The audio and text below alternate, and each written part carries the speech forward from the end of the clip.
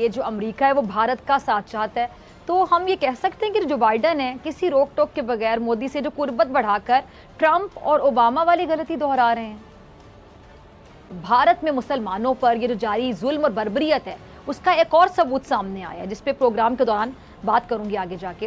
और मेरे साथ मौजूद मेहमान मौजूद हैं, किसी तारुफ के मोहताज नहीं, सीनियर तज्जियाकार analyst lieutenant general retired Amjad Shoaib साहब। जनरल साहब बहुत शुक्रिया वक्त देने के लिए। जनरल साहब, हमारे प्राइम मिनिस्टर इमरान खान साहब ने बहुत अच्छे अंदाज से जो कश्मीर का मसला है वो दुनिया के सामने उठाया, और पाकिस्तान इससे पहले भी भारत के खिलाफ सबूत और जो डोजियर है वो भी जमा करवा चुके हैं। अब दूसरी तरफ मोदी की तकरीर का जो मकसद है वो अफगानिस्तान के मामले पर पाकिस्तान पर सिर्फ इल्ज़ाम लगाना लग रहा था। आप दोनों वज़ीर आज़म के खिताब को कैसे देखते हैं? बिस्मिल्लाहिर्रहमानिर्रहीम। देखिए, प्राइम मिनिस्टर इमरान खान का जो खिताब है वो अगर उसको हम आलमी सतह पे अगर देखें, वो बड़ा एक जामे खिताब था जो कि पूरी दुनिया के मफादात, ख़ास तौर पे तमाम मुस्लिम ममालिक के जो मफादात हैं उनको कवर कर रहा था। और ख़ास तौर पे पाकिस्तान और हिंदुस्तान के मामले में अगर देखें तो मुसलमान और फिर कश्मीर के ऊपर उनका फोकस रहा। जो बातचीत उन्होंने की वो हक़ाइक़ पे मबनी थी, इसकी पूरी दुनिया ने सराही। जो जवाबन कहा गया वो सारा वही था जो आप हमेशा उनसे सुनते हैं, जो झूठ का पलंदा, यानी भारत सबसे बड़ी जमहूरियत है और जमहूरियत जो है वो करते। और लेकिन अगर आप देखें तो क्या कश्मीर में जमहूरियत है? वहाँ पे कहने की बात ये है कि भारत ने तो एक वही लगी पिटी जो हमेशा की उनकी लकीर है उसी पे बातचीत की, लेकिन प्राइम मिनिस्टर ने दुनिया की तवज्जो मबजूल कराई। ख़ास तौर पे जो हमने सैयद अली शाह गिलानी की रेफरेंस से जो इनका एक डोजियर बाद में दिया हुआ था, और उसमें इनके सारे क्राइम्स अगेंस्ट ह्यूमैनिटी और ये इंटरनेशनल लॉज की वायलेशन, ये सारी चीज़ें उसमें कवर्ड थी।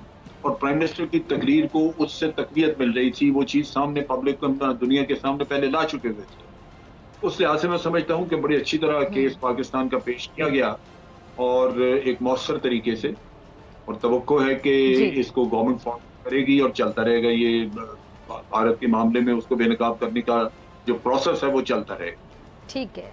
अच्छा जनरल साहब, भारत से कोई तनकीद करे, चले जी बनता है कि जी भारतीय जो है वो तो तनकीद करेंगे, क्योंकि जाहिर बात है ना पाकिस्तान की कामयाबियां भारत को पसंद आती हैं।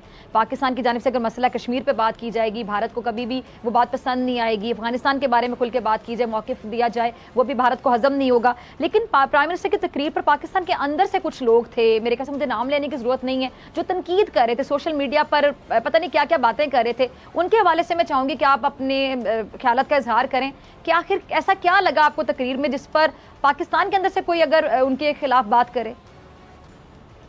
देखिए, उसमें कोई ऐसा रियलिज्म नहीं था।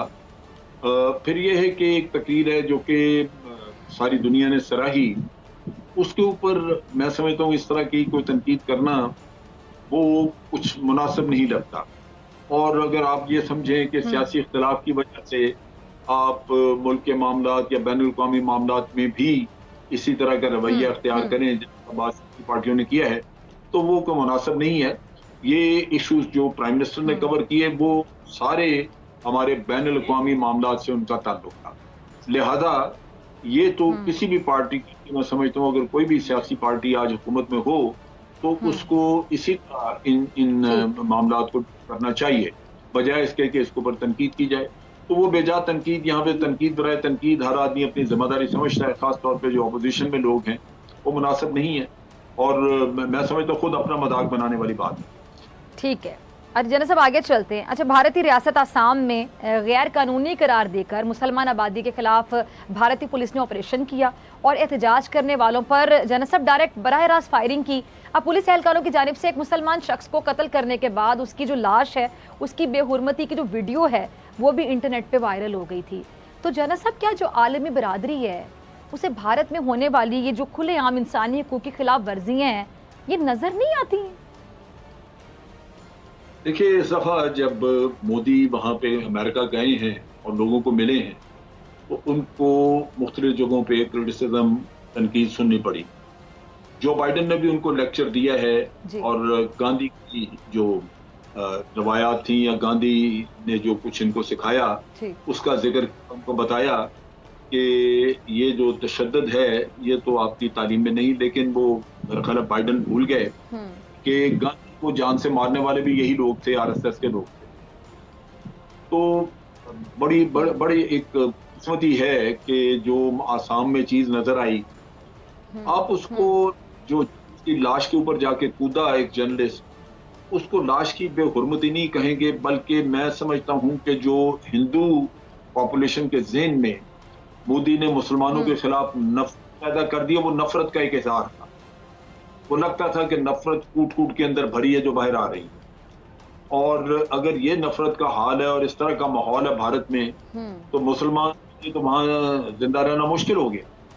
और फिर जो आसाम में इन्होंने जुल्म किया है, ये जो इन्होंने सिटीजनशिप का जो अमेंडमेंट एक्ट लेके आए हैं, ये वो उसकी वजह से ये सैकड़ों फैमिलीज को वहां पे बेदखल कर रहे हैं, निकाल रहे हैं उनको।